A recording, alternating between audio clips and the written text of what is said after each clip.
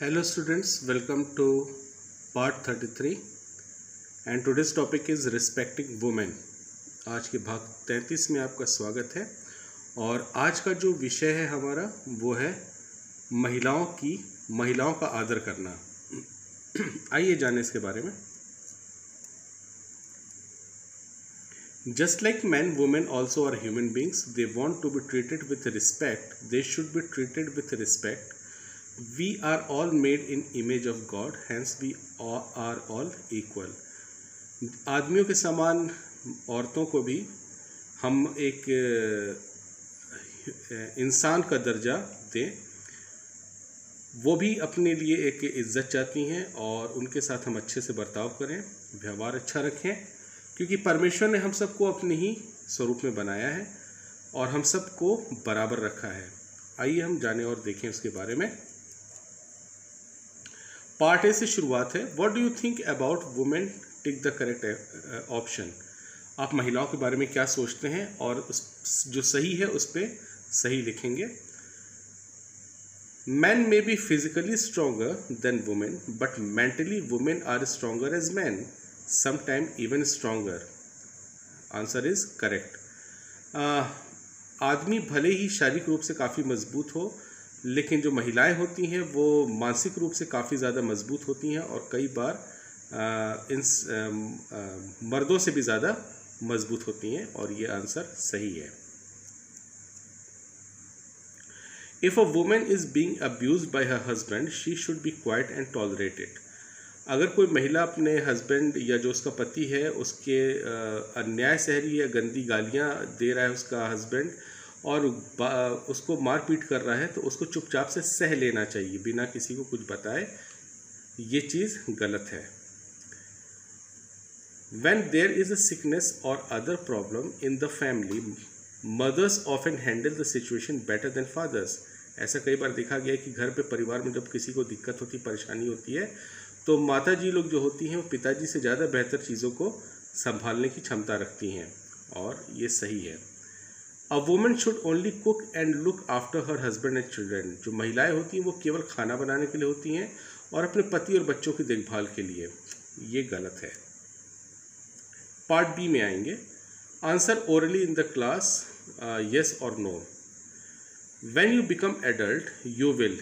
ये लड़कों के लिए पूछा गया है ये सवाल कि जब आप बड़े होंगे तो आप क्या करेंगे।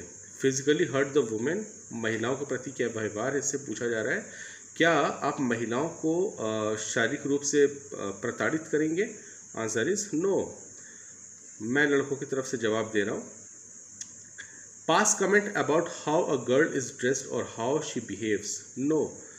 हम बातों को सुनाएंगे उसको जब वो गुजर रही होगी, तो कोई लड़की, तो हम उसको उसके कपड़ों के विषय में बोलेंगे और उसके बिहेवियर के, उसके व्यवहार के विषय में हम उसको सुनाएंगे बात। ऐसा बिल्कुल भी नहीं होना है। Allow your male friend to harm और डिसरिस्पेक्ट टू लेडीज़। अपने हम दोस्त को हम ये इजाज़त देंगे कि वो महिलाओं के साथ अभद्रता करे नहीं। Ask your future in laws for dowry. आप अपने होने वाले सास ससुर से दहेज मांगेंगे शादी के लिए नहीं।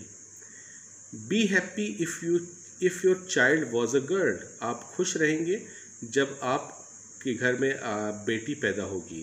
Yes. For the girls in the class, ये लड़कियों के लिए सवाल है। Quietly tolerate if your husband keeps hurting you physically और mentally.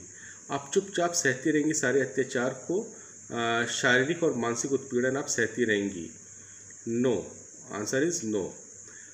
No, not say anything if your husband, brother or other men think that you are incapable of pursuing career. आप कुछ भी नहीं कहेंगी उस समय जब आपके पति, आपके भाई या और भी मर्द जो हैं घर के जो है वो ये सोचेंगे कि आप किसी भी काम करने के लिए ज़रूरी नहीं है आपको बाहर जाके काम करना, अपने कैरियर को संभालना। No. Always want to argue and fight with man believing that all of them are bad. आप हमेशा लड़ाई झगड़े में